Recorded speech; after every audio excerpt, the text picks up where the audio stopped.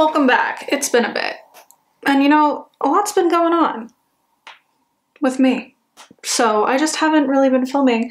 But it's fall now, thank the Lord. And so I've been inspired by some old makeup and been also very overwhelmed by the amount of new releases and whatnot. And I can't be bothered.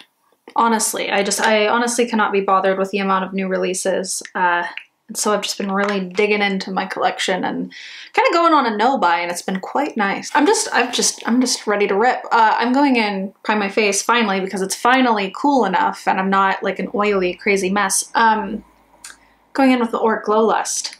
Oldie but a goodie. I also didn't say what I was doing in this video. You can tell it's been a while. I'm inspired by all the autumnal makeup and whatnot that's been happening, and so my favorite style of makeup is like glowy and like that really pretty caramely brown kind of color theme, you know? So that's what we're doing today. Anyways, Auric Glow Lust on a brand new little pawpaw sponge. Ooh, I love it. And I'm just taking that on the high points of my cheeks here. And then any remainder just kind of all over. I use the shade Selenite. It's a really nice kind of peachy beige, which the more fair I get, the more it kind of turns peachy. But when something might be a little too like gold and needs a little more like neutrality, this does help me out in the wintertime because I am a little green frog person. I'm actually really excited to share this new combination for skin, well, for complexion with you all today, because I finally have figured out how to utilize this. And it wasn't really like this like aha moment. Like I've used green things to help other things match me better before, but this is a pretty expensive green thing. And it is quite a saturated green thing. And I'm more of like a neutral green person. So yeah, so the Eldridge, what are you called? The Seamless Skin Enhancing Tint. I have this in the shade T5. I've been mixing that with my oldie, but honestly one of the goats, one of the best tinted serums in my opinion, or tinted moisturizers in my opinion, and it's the Nars Pure Radiant Tinted Moisturizer. I've been using this for I think like 7 years. And right now I have the shade Finland, which is light 1. I feel like Alaska would be my perfect shade if you are kind of a skin twin to me. If it was a little more neutral, it does pull really golden, and that's my biggest gripe with Nars complexion products is that they pull really golden or yellow, even if they are advertised as a neutral. So I find that if I take about a pea size of Finland light 1, which as you can see is it does pull kind of warm, and then take ye ol' Eldridge and kind of do that, mix them together. I'm gonna use my viewfinder because I don't have a mirror in front of me. You can see how much more that matches me. You know what I mean? Before it's like all blended in. And so I go in with my hand and then I kind of pat everything out to make sure it's all blended in with a sponge after the fact. But yeah, I'm so happy that I finally found the best combination for me to use this product, because by itself, if you're not new here, then you've heard me just kind of gripe about it a little bit because it was so hyped up and it just kind of broke apart on me, and I've tried to use it in a multitude of different ways, and I just think it's just too expensive for what it is, even as a mixing product. But you know, I'm not gonna not use it because I don't deem it like a horrible product. These two together with the Auric Glow Lust underneath it is an absolute, like, look how perfect that matches like on the back of my hand, because my face is significantly paler than the rest of my body because of sunscreen. It's important. Yeah, I barely even have to like look in a mirror, honestly. I can just kind of do this and it'll be blended in like 20 seconds. Anyways, yeah, I've just been really enjoying this in this way. So yay me. I finally did it. I figured it out. I cracked the code. I'm also sick, so bear with me. So I've been really having a moment with powder products lately. Don't ask me why, it's just a thing. We all go through these phases, and I'm just so happy and I feel so grateful to just have such a diverse collection. Not a huge collection, but like a big enough collection where when I have like this, like, ooh, I want to use powders right now, I can do it and I don't have to spend any more money right now. I'm going in with an oldie but goodie, an old favorite of mine. It's a Victoria Beckham Bronzing Brick. I have this in the shade 2. Yes, shade 2. And it's still so good. It's just such a wonderful product. I love it so much. And I honestly have been neglecting this product this year because I've been trying so many wonderful, wonderful products, especially bronzers in the powder category. But you know, when I revisit this, not disappointed, and still one of my favorites, to be honest. A side tangent.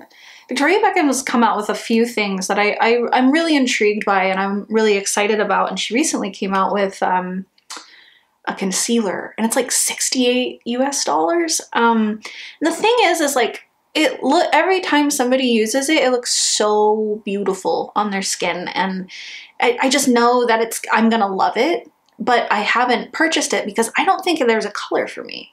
Like shade 1 and 2, I feel like I could make them work, but if I'm paying $68 for something, Miss Victoria Beckham, I want it to be the perfect shade match for me. So I need something in between shade 1 and 2, because shade 1 looks way too light for me and shade 2 looks way too peachy, which I like a peachy concealer under my eyes, but I utilize my concealer all over my face. Like I deem a good concealer a concealer that I can use everywhere and not just under my eyes. So we're just waiting for more shades for that one, unfortunately. And it sucks because I've been waiting for this brand to come out with a complexion product for the longest time because I knew it was going to be amazing, but honestly, and I'm honestly not even really into the packaging. You don't get a lot of product, and the packaging is one of those like Touche Éclat YSL little like brushes, and I don't know about that. I'm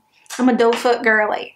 While we're on the subject of old favorites and powder, you know, I find that I neglect these like powerhouse products because I get into these like obsessions where for the longest time, and still currently, I'm not really out of this phase of my makeup life yet, but right now I just love every like Ready Brown Terracotta Cream blush, when in the past my favorite blushes were Radiant Beigey powder blushes, and this was before my cream like phase. My cream obsession really took hold of me. And the other day I revisited this. This is the Laura Mercier, what's the entire name? The Laura Mercier Blush Color Infusion in the shade Fresco. This is so beautiful. And you know what's kind of trippy about this is that it looks like, even in the viewfinder, you can kind of see like glitter, like shimmer in it, but it's not glittery on the skin. Like even when you swatch it, you're like, oh, there's glitter in that. But when you put it on a brush and then put it on your skin, no glitter or shimmer to be had. It just has like a really beautiful kind of luminescence to it. And it just blends out like no effort is required. It's just really, really wonderful. And I picked this up the other day and I was like, wow, I'm so sorry for neglecting you. You were a wonderful blush. Like it's still so good. It's so, so good. And it's neutral enough. Let me say, the color, let's talk about the color. The color, what makes it so good is that it's neutral enough, but also warming. Like you are getting flushed, but it's neutral enough, neutral beigey enough, that it does provide access to a lot of different looks. So you could wear this blush with any lip, any eye look, and it's not going to clash. It's not going to compete. When you're wearing this blush, like your blush isn't the moment, but it just enhances your overall makeup in general. I hope that made sense. But yeah, Laura Mercier Fresco. It's still kicking. It's still great. And I've rediscovered my love for it, and that's been really, really exciting for me. Yeah. Okay, so I don't really need a lot of concealer because my skin is finally doing pretty good. I did have like a pretty bad flare-up a few weeks ago from reintroducing, I guess, a more pungent, no, not pungent, that's smell. Stronger retinol, we'll just say that. And so my skin kind of went through like a little reaction moment, as it always does. There's certain parts of my face that always just break out in the most horrible way when I kind of change up my retinol a little bit. So I'm just gonna dab on a little bit of this Nars Soft Matte Complete Concealer. I'm using this in the shade Medium 1 Custard. This is one of my favorite shades for me.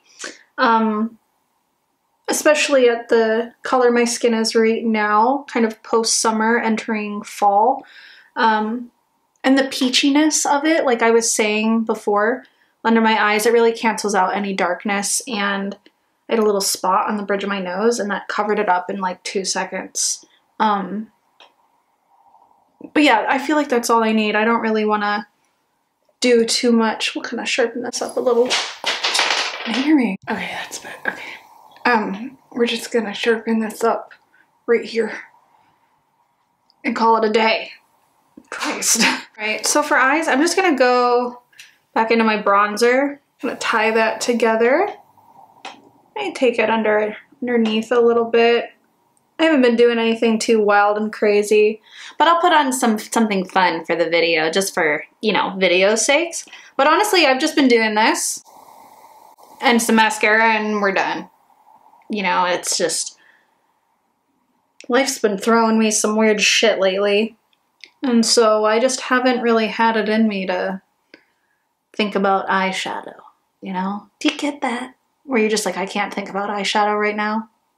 There's too much in my brain. Our fun eyeshadow moment for the video is gonna be, what are these called? I don't remember. The Lid Lustre. The Victoria Beckham Lid Lustre. This is in the shade Honey. This is my favorite one. It's my favorite. It's my favorite. I love it. And so I take about that much. It's like this very like goldeny, well, it's honey, you know, you understand. We're all smart here. Okay, and so what I'm gonna do is I'm only gonna take this much because this stuff is actually pretty pigmented and it can get kind of foily pretty fast. So what I'm gonna do is I'm gonna like take half of the product on each eyelid because I don't want it to be too glistening. I don't want it to take over the entire look. I really want this look to be very like kind of caramely and soft. And I think that this on top of the bronzer will look really pretty if it's like in a sheer wash versus like a big swipe, which you can do and it looks lovely, but this is what I want for me right now. Ooh, there's nothing really like opening a new Tower 28 Make Waves mascara. Nothing really like it, TBH. Oh yeah. Because once it starts to get old and you're like, oh God, I remember I had another tube. I bought a tube of this that was just waiting for me. And I've been so good about not buying makeup that I have no backup mascara waiting for me when this is done. I'm kind of interested in delving into drugstore a little bit. Like I honestly have like some core favorites from probably like 8 years ago. Mascaras from the drugstore, but I honestly don't know what's going on in there. And I've been really curious about, what was the one that went viral with that one TikTok girl, Michaela? I've actually been really curious about that one. Let me know your thoughts. Or if you have any drugstore mascaras that you think I'll like, please let a girl know, because I'm just curious, you know?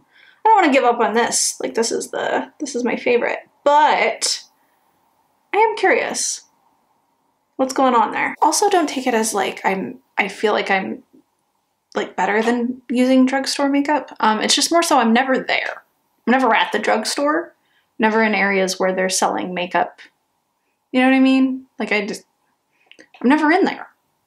I don't know what's going on. We have new products for lips. So the first new product is from Glossier. I don't know what made me so excited. Well, actually I do know what made me so excited. I love lip liners. I think lip liners are one of the most essential makeup tools you can have in your makeup bag or your makeup artist kit. Like, they're so important. So I got really excited about these, and they just had the most beautiful shades. Like, so apparently they're inspired by the color of people's nipples. Love it. And so yeah, this is the lip line crayon. It's a lip liner, and this is in the shade Buff. It's so pretty. It's like the perfect like nudie brown. So nice. And so I love how creamy this is and how long it stays, and it's the kind of nudie brown, like dark brown, that like it goes with all of my like lip products. Like, any lip product I put on top of this like looks really, really good. So I've been really, really enjoying it, and I think it goes really well with the next product I'm about to use. But yeah, so I'm just gonna line the old lips here. You can see why I like this color so much. It's so good. It's so neutral. It's so just defining. It just looks really nice. Big fan of these from Glossier. Love it. The next new product is from Violette FR. I did pick up a couple of things from Violette FR. I tried out one of her eye paints. Actually, let me grab it. I picked up these things from Violette FR. Side tangent. I just haven't filmed in a while. Anyway, I picked this up. This is the U Paint Matte Liquid Eyeshadow and Liner. I got this in the shade To Do. And I thought this was going to be a little warmer than it is. Not warmer, but just more beige. And it's a lot more pink than I honestly would prefer it to be, but it is so pigmented. Look, had this tiny little dot. Oh! And the first time I used this, I was shook. And so this is it, like, kind of blending out, but you can see just how quick that dries down. So I've learned that taking a little dab on my palm and really working it into the brush and putting it on my eyes works the best. Putting it straight on my eyes it was wild. That took some finagling to get that look to come together that morning. But anyways, it's a really good product. Highly recommend if you are looking for a really pigmented eyeshadow. Big fan. Maybe someday I will buy the kind of like blue-black one and use that as an eyeliner. I think that would be super pretty. Anyways, the next Violette FR product is the new Bisou jellies. I'm so excited about this. This is exactly what I wanted her to come out with.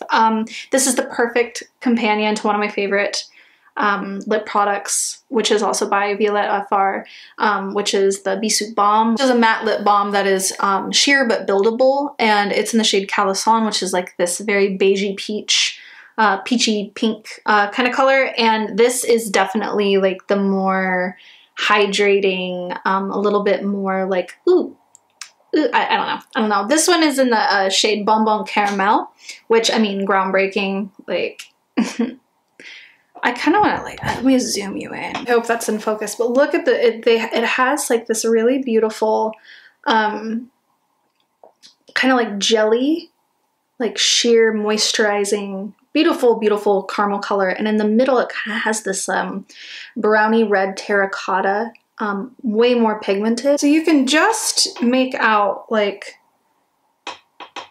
a color on my hand, but when you put it on the lips, the way the more saturated area is, it gives you this perfect, like, just like bitten or like kissed or bitten, you know, just right in the middle. And so it ombres out. And so the more you put on, the more pigmented it gets. So I think 2 swipes of this on top of the Glossier lip liner in the shade Buff, it just looks so beautiful, and it just has this very like autumnal caramely brown look to it that I just love wearing literally all year long, let's be real, but especially in the fall is when it shines. But yeah, I've been really obsessed with this new lip look. And it's not that it's not moisturizing, like it's very moisturizing, but if you're having some like lip chappedness, some like lip flaky, it's super dry, whatever, this isn't gonna like cure or like treat your lips at all. It's not that type of product, but it's not matte, obviously. So just go into it knowing that it's not gonna like heal your lips as you're wearing it. And as a person with perpetually chapped dry lips, I can attest to this, but it doesn't feel uncomfortable or anything while you're wearing it, or make your lips feel worse, because that's a thing that can happen too. But yeah, love it. Love it, love it, love it. Mwah. Okay, so that is it. That is the look for this caramely autumnal makeup. I've been really liking this lately. It's been really, really nice to utilize some products in my collection that are just old favorites that have kind of been like pushed to the side for like the newer, brighter, shiny thing. But yeah, it's just a good reminder to use what you have. And there's a lot of really nice makeup I find that is coming out right now that I am intrigued by, but unfortunately I can't justify buying it. I really, really can't. And this is just a good reminder that I have a really nice makeup collection and I love to use the products that I own. And like, comment, subscribe, and I'll see you in the next one. Bye!